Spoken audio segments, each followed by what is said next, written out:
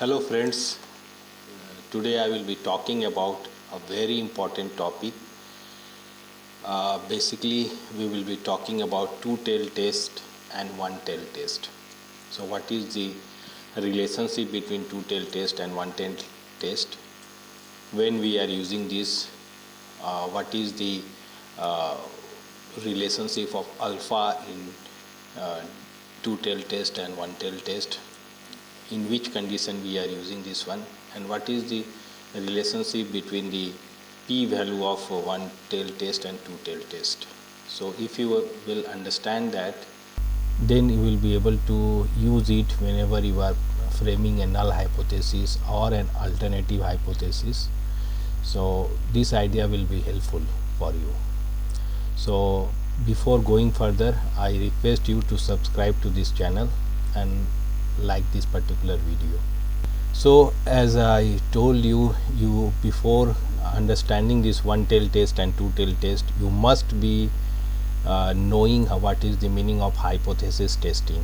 So whenever we are making hypothesis, basically we try to make null hypothesis, and they are actually non-directional. So what is the meaning of that? That means we are saying that there is no difference between the boys and girls in their achievement in a particular subject, or you are saying that the sample mean is equal to established norms. Already whatever established norms are there, according to that your sample, according to that your result has also come. So in many a times whenever we are framing hypothesis, we are framing it in null form, and that also in non-directional form. There are other ways also. The other way is framing the null hypothesis, framing the hypothesis in alternative form. So when we are framing the hypothesis in alternative form, basically we may frame it in either in directional form or in non-directional form. When we are framing alternative hypothesis in non-directional form, we may say that there is a difference between boys and girls in their achievement, but we are saying that there is difference, but we are not giving any direction.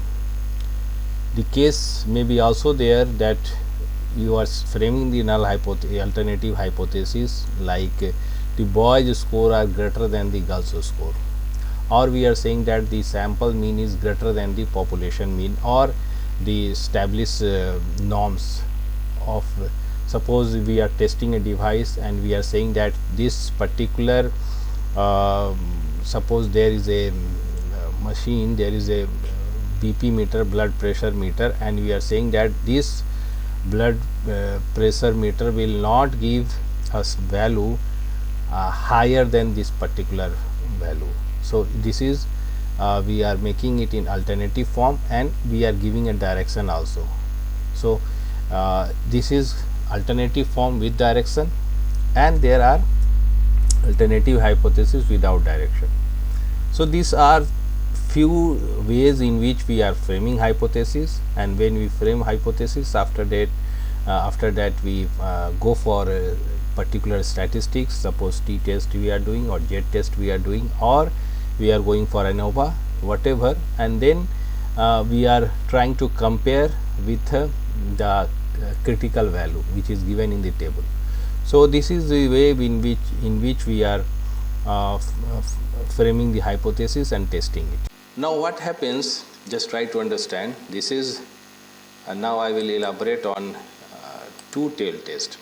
Now as I told that our null hypothesis is that the boys score and the girls score are not different. So this is our null hypothesis. We are saying that both groups are performing in the same way, or we are saying that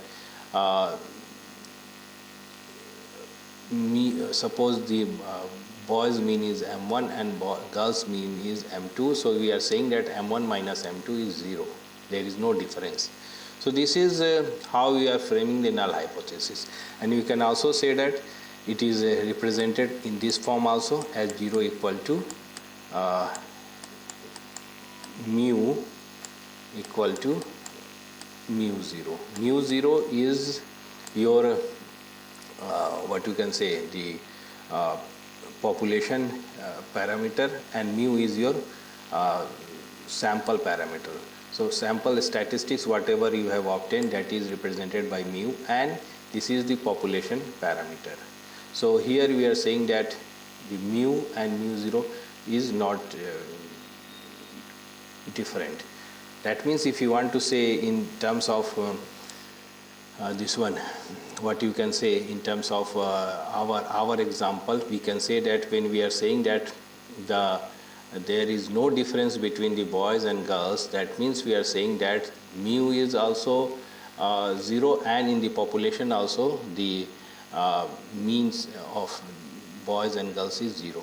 Or we can say in other way, in the way it has been written, we are saying that suppose the height of the particular group of students, suppose we are considering the height of secondary students, and the established norm is, suppose the established norm is 158 centimeter. 158 centimeter is the average height of secondary students according to the norms. And then you have done taken a sample of 100 students, and you have found out the height of that particular group of students. Suppose for 100 students, for 100 secondary school students, 100 secondary students, we got the mean height, that is your mu, that is the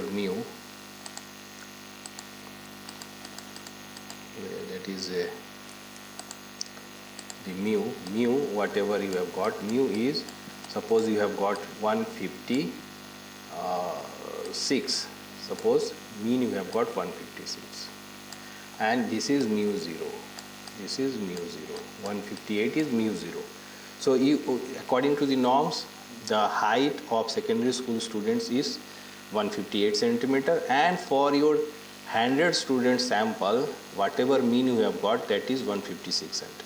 What we are claiming in our hypothesis, that mu and mu 0 are same. So then you go for a t-test, and then you apply the formula.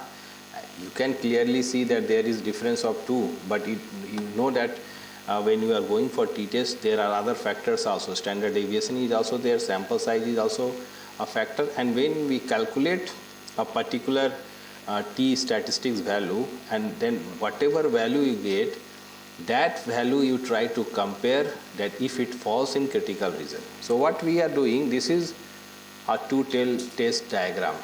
So what we are saying, and we know that for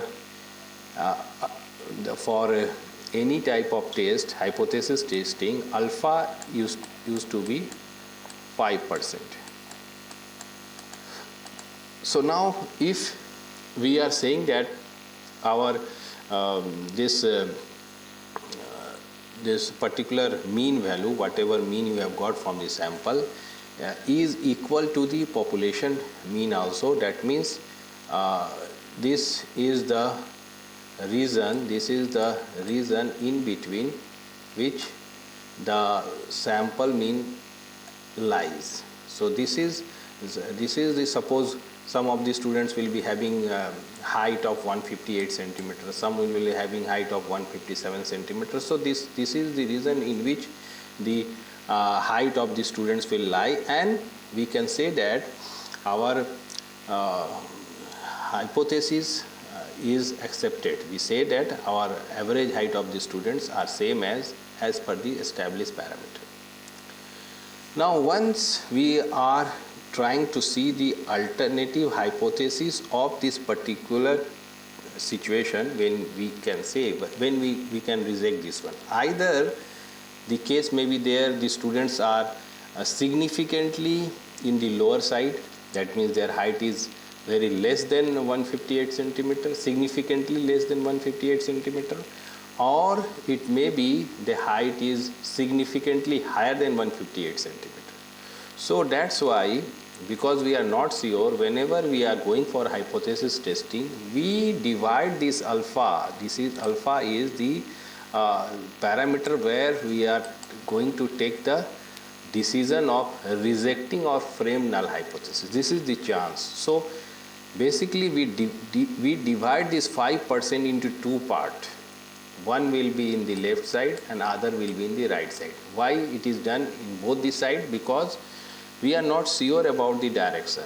We are not sure about if the difference will exist, and if the difference will be existing, then it will be higher side or in the lower side. So this alpha is divided into two parts, and that's why 5% becomes 5 by 2, that is 2.5. Or in terms of decimal, it becomes, first it was 0.05, so if you will divide it by 2, it will become 0.025. So in case of two-tailed test, this is the reason. This is the reason. Let me draw it properly. This is the reason here, and this side. This is the reason. If your sample mean will try to reach in this area, either in this side or in this side, then we have to reject the null hypothesis. So this is called as rejection region. This is the rejection region, and this is called, this particular region is called as acceptance region.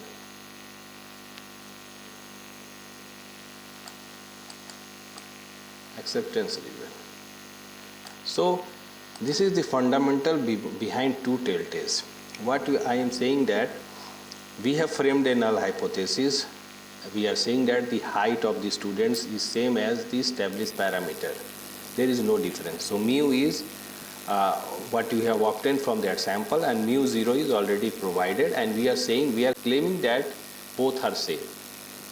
But we know that for a hypothesis testing, alpha we decide at 5%, that is established norm. 5% chance we can take where we will be able to reject the null hypothesis. So whenever we are framing the alternative hypothesis, whenever it will be rejected, it may go either in the left hand side or in the right hand side. So it may be more than the acceptable standard, or it may be significantly less than the acceptable standard. So that's why our alpha is divided into two parts, and that's why the 5% becomes 2.5%, and that's why we have to make our alpha at 0.025. So in this case, we try to find the rejection area in this particular region, what has been stated here. So if the value will lie in this pair, whatever statistics you do t-test, or you do ANOVA, or you do any other chi-square test. So whenever you are conducting that test, if that calculated statistics lie in this particular shaded region for a two-tailed situation, then we have to reject the null hypothesis, and we say that this differences is significant, or the sample mean is significantly different from the standard level. Or we can say what I told you in the other case, in the case of boys and girls, we can say that the boys and girls performance are significantly different. So in this way, two-tailed test work. Now coming to the one-tailed test. Now what is one-tailed test? One-tailed test is, we are using one-tailed test whenever we are making alternative hypothesis with a particular direction. So for alternative hypotheses which are directional, then only you are then only the situation arises of one tail test. Now what happens, suppose we are saying that already we know that the null hypothesis is mu1 and mu0, but here we try to frame it in alternative form. Either you say that the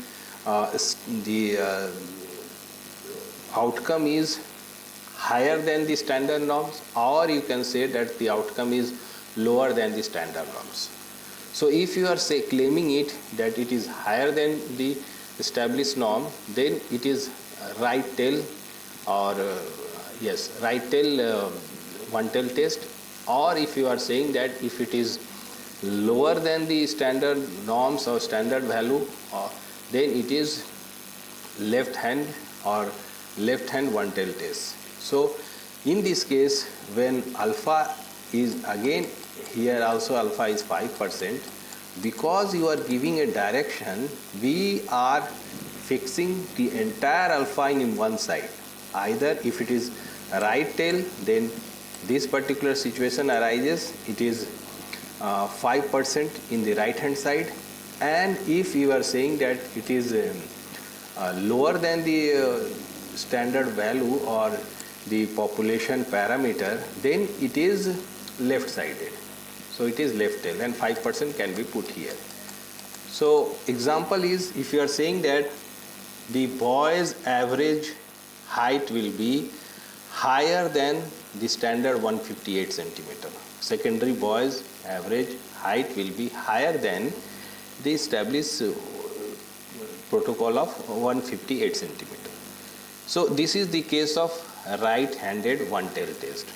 And we can also say that the boy's average, suppose we are going to a particular region where the height of the students are quite in the lower side, then we can always claim that suppose we are going to in the northeast states, then we can claim that by seeing the literature, you can always claim that the average height will be lesser than the norm of 158 centimeter. So it is the left-sided one-tail test. So here also you can say that the entire 5% case or rejection region is here, and this 95% cases are lying here, which is acceptance region. So in this way, this left hand and right handed one tail test you can understand. The basic difference is, in the previous two tail test, the 5% we divided into both the sides because we are not sure about the direction. So we are dividing into two sides. And I gave you one example also, that whenever we are saying that the national law, you are framing the hypothesis in null form, like the average height of the student is 158 centimeter, then it is a two-tail test. And if you are saying that it is not 158 centimeter, then also it is, you are, suppose you are framing in alternative form without direction, then also it is two-tail test. And that's why the 5% cases will be divided into both the side and 2.5% cases in both the side. And when we are going for one-tail test, because the direction we are already knowing, accordingly we can decide the alpha, 5% alpha or 0.05 label, we can put it in the right hand side, or you have to put it in the left hand side. Now we try to understand this particular thing by this example. So this is, you just compare the figure also. This is the two-tail test. You can see this is two-tail test. So H0 is mu x equal to mu 0. Mu 0 is the population parameter. Suppose it is, in our example I told it is 158, and whatever obtained value we have got, mu x, whatever you have got is equal to mu 0. So we are claiming that in that case also you will go for two-tail test, or if you frame a null hypothesis, or you frame it in alternative form that mu x is not equal to mu 0 without giving any direction, you are saying that no, average height is not equal to 158 centimeter. At that point also we will be having two-tail test and without, because direction is not there. So that's why the rejection region will lie in both the side. So alpha is divided into two part, and 2.5% cases, 2.5% cases will lie in both the side, and the acceptance region is in the 95% in the middle part here. Now if you are going for one tail test, so if it is one tail test and left tail, when we are claiming that mu x or the sample height, as an example, if you are saying that average height of the students are less than 158 centimeter, then it is left sided one tail test. So the rejection region lies here, so 5% cases are in this particular area only. Or if you are saying that no, the average height is more than 158 centimeter, then the rejection region lies in the right hand side, and this is the acceptance region. So this is the comparison between this one tail test, left tail, right tail, and two tail test. Now if you see, by seeing this rejection region, you can always compare that the p value is that chance factor, that 5% and then 2.5 or whatever I am talking about. So whatever the p value in two tail test is twice the p value in one tail test. So whatever p value you will get in a two tail test is twice the value of one tail test. So what you can understand, so suppose you have got p value 5%. So 5% if you have got in one tail test, so in two tail test the value will become 10%, and 10% you know that is not an acceptable alpha, and that's why a test which is significant in one tail test becomes not significant in two tail test. So we have to be very careful whenever we are selecting which type of test we have to use. For going for one tail test or you are going for two tail test. That's why you have to be very much sure. So one tail p value probability of observing an extreme result in one direction, which I already told you, it is already clear. Two tail p value probability of observing an extreme in either direction. So in both the direction you can observe the difference. The one p value is half the two tail p value. So it is saying the same thing in the other way. You just try to understand that either you double the p value of one tail test to get the two tail test value, or you half the two tail test value to get the p value of the one tail test. So suppose in this case, if it is 2.5% or 0.025%, or you can say 0.025 level, or you can say 2.5%. So this 2.5, half of this will become the p value of one tail test. So if this 2.5, if you will halve this, this will become 1.25 or in 0.0125. Okay, so just try to understand a test which is significant in two tail test, it will be of course significant for a one tail test, but vice versa does not occur, as I told you, because for whatever value you got in one tail test, it will be halved in two tail test. So if a particular value, suppose it is the rejection region, it falls in 5% region, when we compare in a two tail test, it will fall in 10% region because it is double. So if it is double, 10% is not an acceptable norm, and that's why we have to be very much careful. A result which it has been already did, a result significant at p.05 one tail may not be significant at p.008 level because our acceptance region is 0.05. So because the p value which is 0.05, it will be doubled for two tail test, so it becomes 0.08, and the percentage alpha become 8%, which is not significant. So we have to be very much cautious while choosing one tail or lower p value. You have to be very much cautious whenever we are selecting a p value, and just to reject the null hypothesis, you go for a one tail test, because you can easily understand it is rejection region is quite larger in one tail test in one particular direction, because for the two tail test the rejection region divides into two sides, and that's why it is quite conservative or quite hard to reject a null hypothesis. So just to reject the null hypothesis, if you take a two tail test, you make a one tail test, you have to be very cautious, because you may lead for a wrong interpretation or wrong decision. So you have to be very much sure. If enough literature is available, then only you try to use one tail test. Otherwise you have to go for two tail test. It is always a better solution or better approach. So now let us try to understand in better way or in detailed way. So level of significance, I already told. The significance level is the probability of rejecting as 0 when it is true. So common values are 0.05 or 0.01. So what is the chance of rejecting as 0 when it is true? Our acceptance range is 5%. So only 5% chance will give that suppose as 0 is true, then also we are going to reject it. And that is the established norm for research in education and social sciences.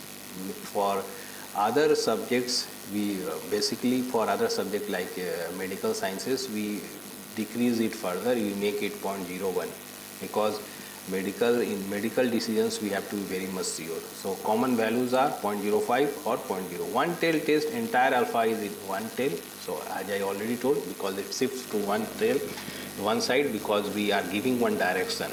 So alpha shifts it to one side. In two tail test, alpha is split into two sides, alpha by 2, 2.5%, 2.5%. So that I already have explained you. So the p-value tells us the probability of observing result as extreme as the sample data given as 0 is true. So as I told you that what is p-value? P-value, if it is 0.05 or less, because we know already that the alpha value for research in education or social sciences is generally behavioral sciences or social sciences, it is 0.05. So if our p-value is less than or equal to 0.05, we reject as 0, because suppose this is our normal probability curve and this is the rejection region,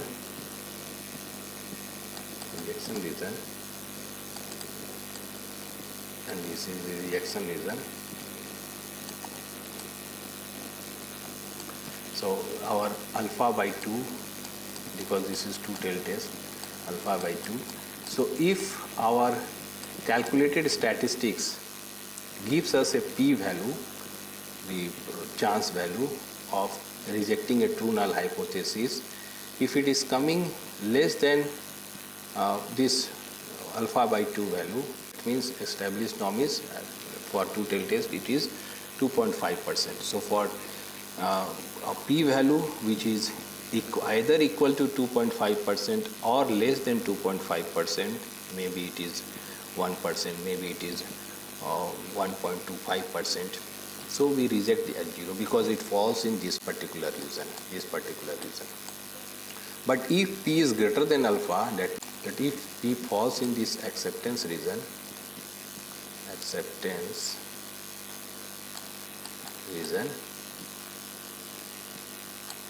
and for this alpha has to be more than 2.5%. So if it falls here, suppose it is 7%, 8%, then we fail to reject as 0. So in that way the actual t-testing occurs.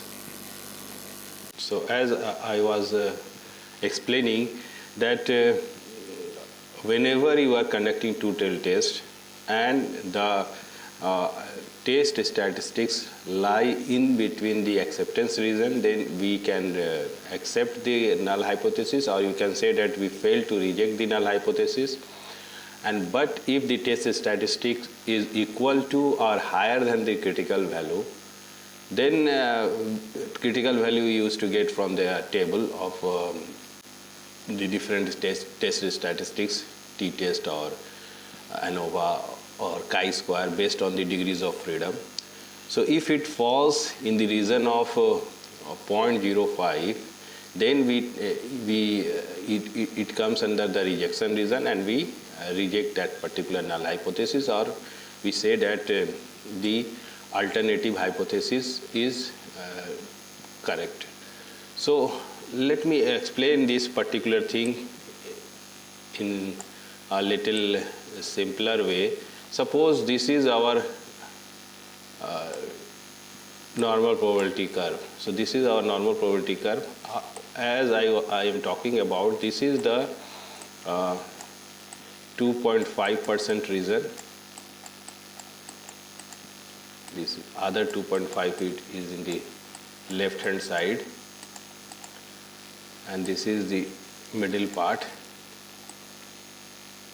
Now how it works, let me explain. So as I told that for two-tailed test, the alpha 5% or 0.05 is divided into two parts, because we are not sure that if the significance is there, or if the deviation is there, or if the alternative hypothesis will be correct, then it will fall in which directions. We don't know the direction, so it can happen in the left hand side or it can happen in the right hand side. So we have divided into two parts. Now if you see the table of area under the curve, so whenever you follow that one, there is a table of a curve which shows that what is the percentage of cases from the mean position to the side of particular curve, for particular normal probability curve, either left hand side or right hand side. So if you will follow this particular table, I am talking about T distribution or Z distribution. So if you follow that particular table, you will find that for this particular 2.5% cases, means 2.5% cases which is there in the rejection region. So this is the rejection region. So for this rejection region, if you see this particular curve and you can follow that particular table, this is the acceptance region. From here to here the acceptance region is there, and this is the acceptance region. So if you see that particular table, from where you can say that 2.5, that means 2.5, this is entire 50% case, this is the entire 50% case in this side, and the remaining 50% cases are in this side, remaining 50% cases are in the left hand side. So if you see that particular table, if you subtract 2.5 from this one, so it is a 47.5% cases. So means you can say remaining 47.5% cases, or what is the distribution for 47.5% cases, you will see that this sigma distribution or sigma deviation, if you find in the sigma deviation unit, you will get this will come as 1.96. So for 47.5% cases, you can say that you can say that for 47.5, if you will double that one, so it will become 95% cases. 95% cases. So as I told that it is, the remaining part is 95%. So we are mathematically correct. So 47.5% cases, for 47.5% cases, which is here, because the remaining is 2.5, remaining part is in the rejection region.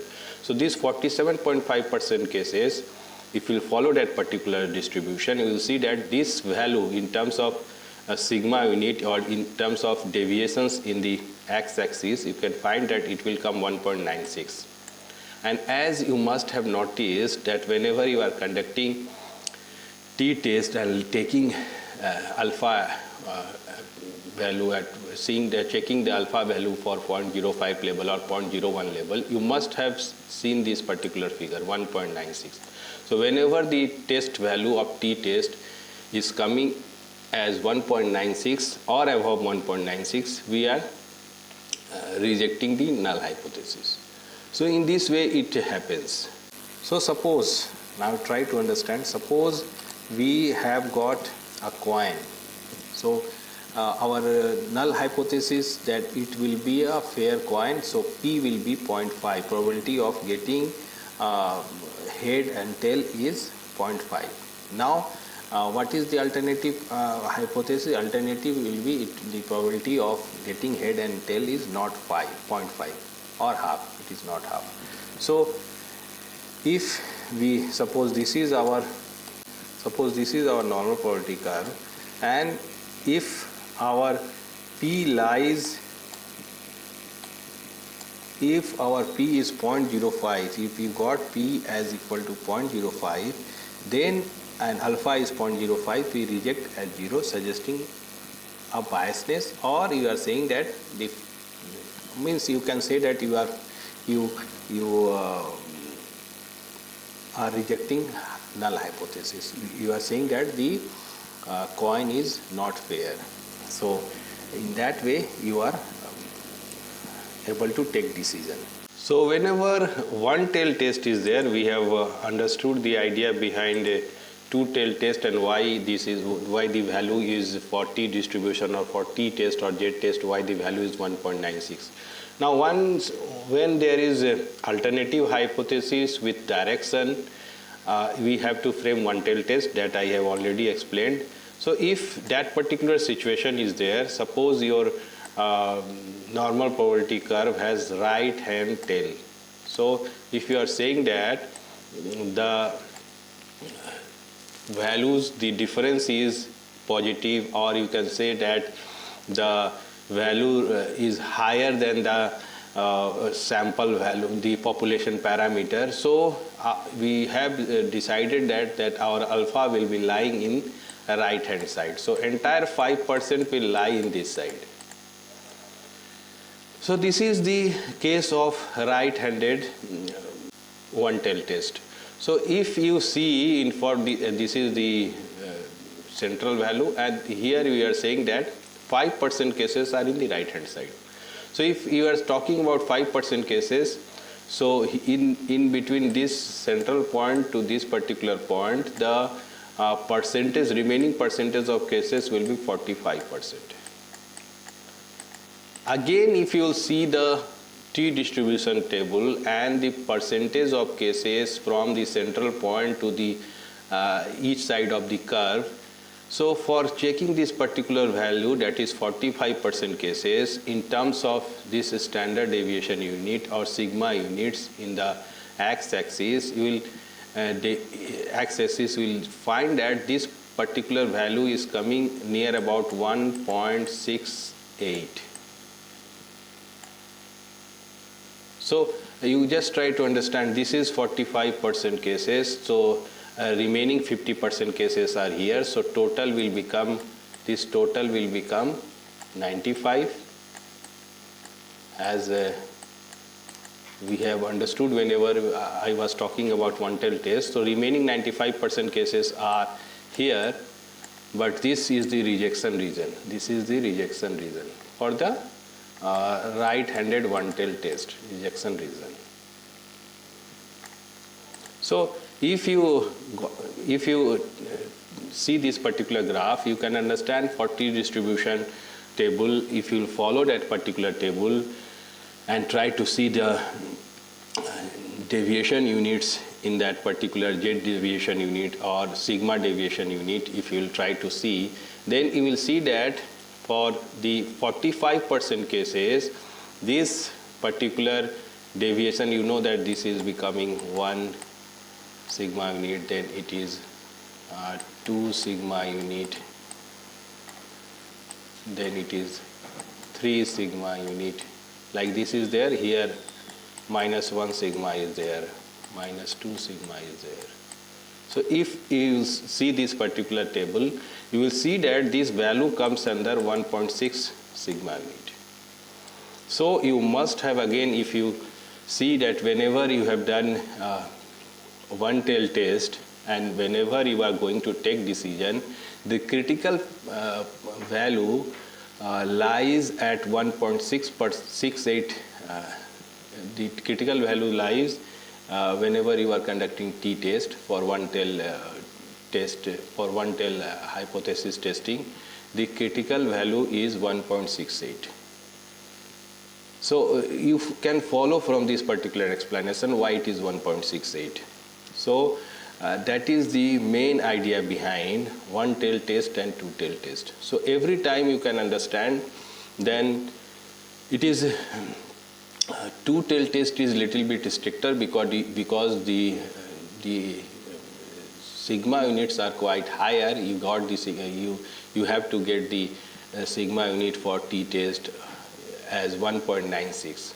But for one-tail test, it is quite easier to reject the null hypothesis because 1.68 only you have to obtain. So this is the difference between one-tail test, two-tail test, and how the power of one-tail test is more, because we can easily detect the changes. But there are certain limitations also that we will understand further. Now we will move towards taking one example for one-tail test. Now let us take one example of one-tail test. So suppose you have made an hypothesis that a new drug increases recovery rate. That means you are saying that it is you are making an alternative hypothesis. You are saying that the drug is working and it is working in a positive direction. So it is the case of one-tail test in the right hand one-tail test. So this is the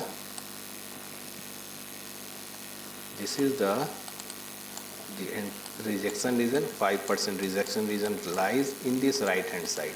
So as you can see, the H0 drug has no effect, but this is the alternative hypothesis which you have made. The drug increases the recovery rate, right tail. Now if you get p 0.03 and alpha, you know it is always 0.05.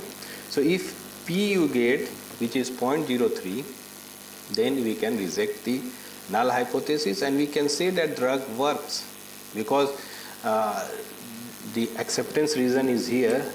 So H0 lies in this particular region. This is acceptance region, but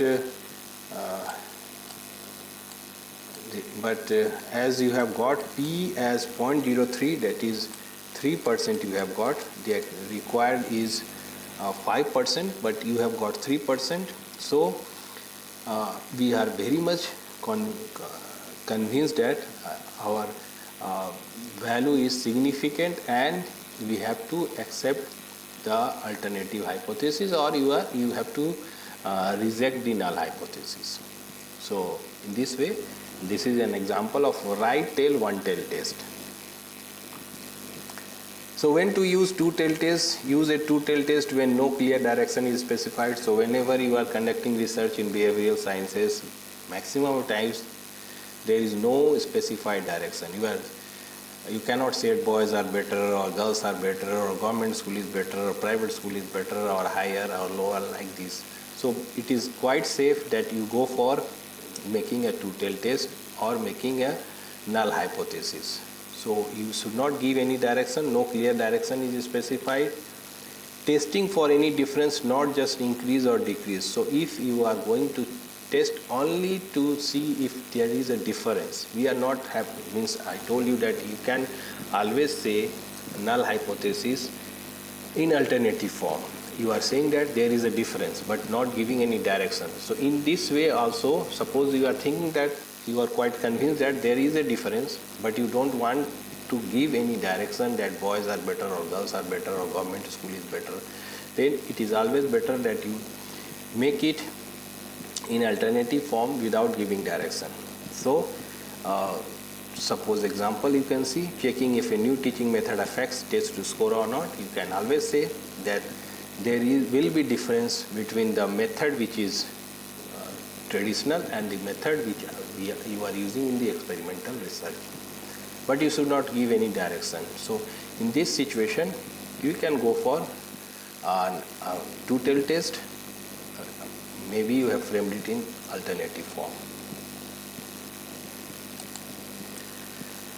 So when to use one tail test, you have a clear directional hypothesis. When you have got many evidences, too many evidences are saying that okay, boys will perform better or girls will do better or government school will be doing better, it is always an intelligent way to make a one tail hypothesis or alternative hypothesis in directional form.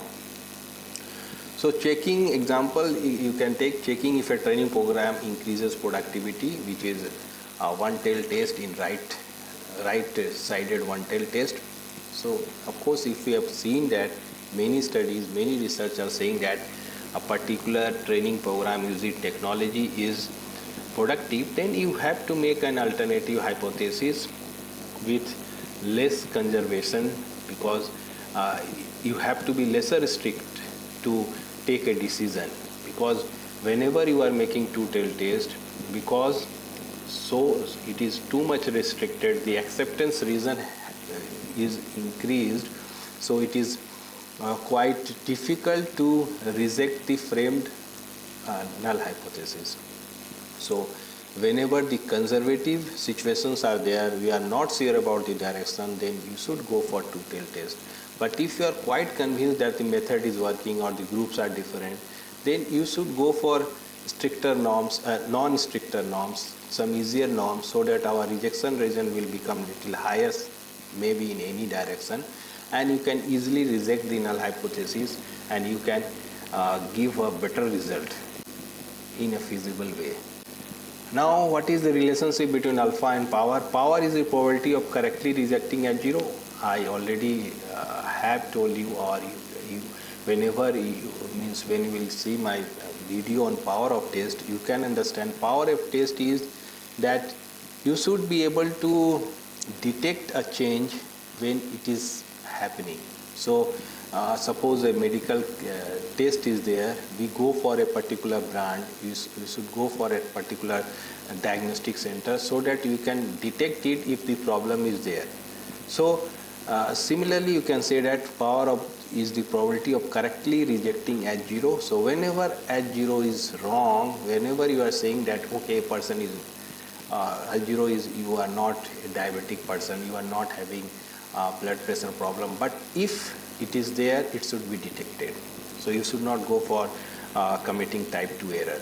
So that is the power of particular test. So one tail test is having more power. As I told you, the rejection level of H0 increases here.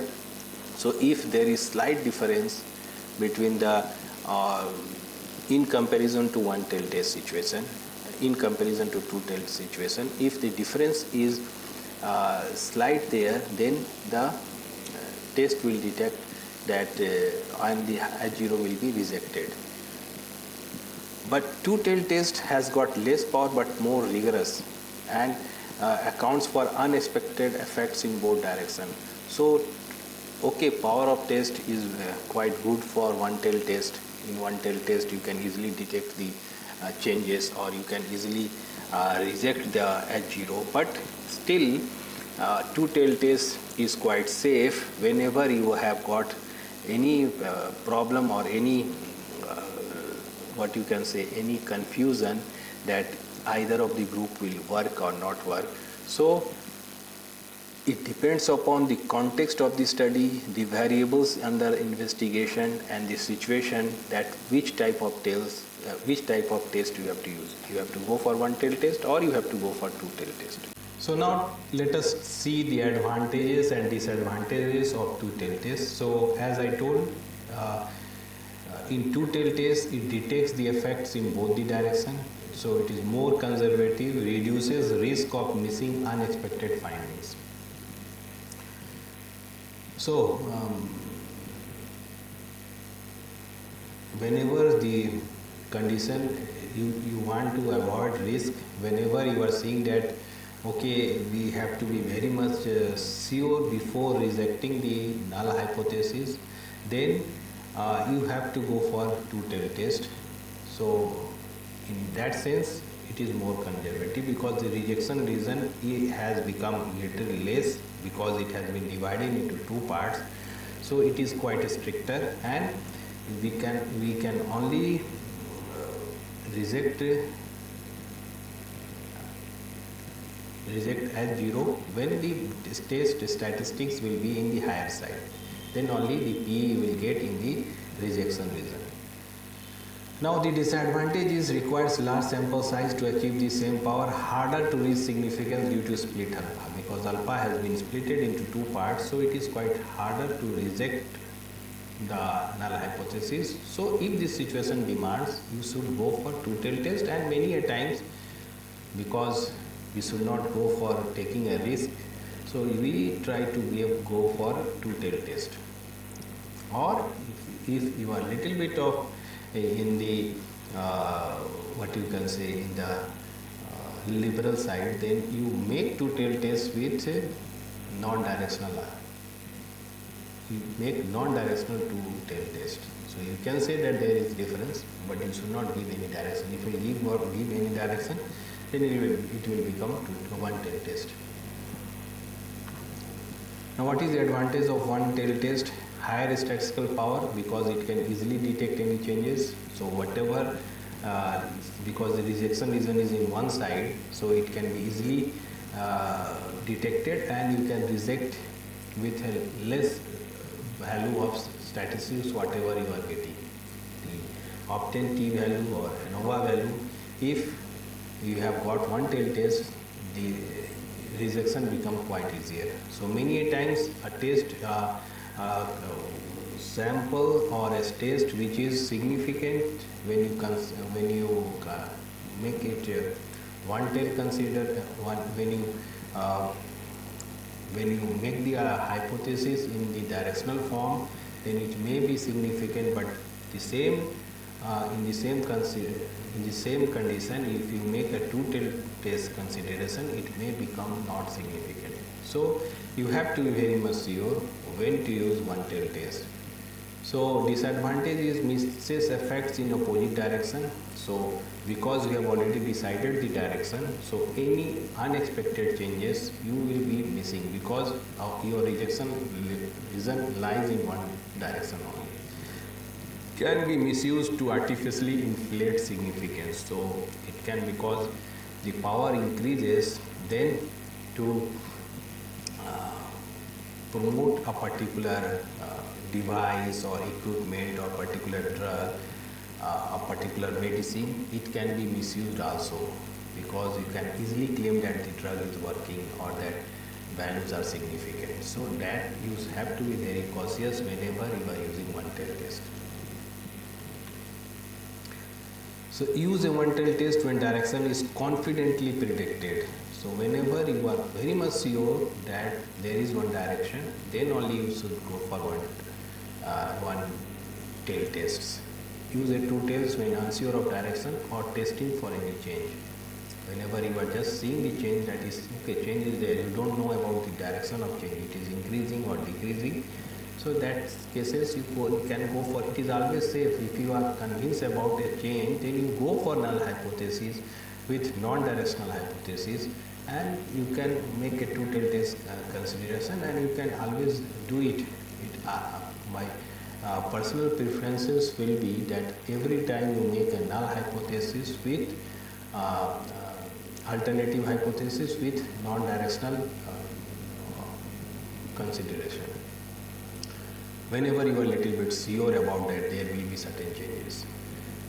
But it is always unsafe, or always you can say, if you have to be very much sure before making an alternative hypothesis in a directional form.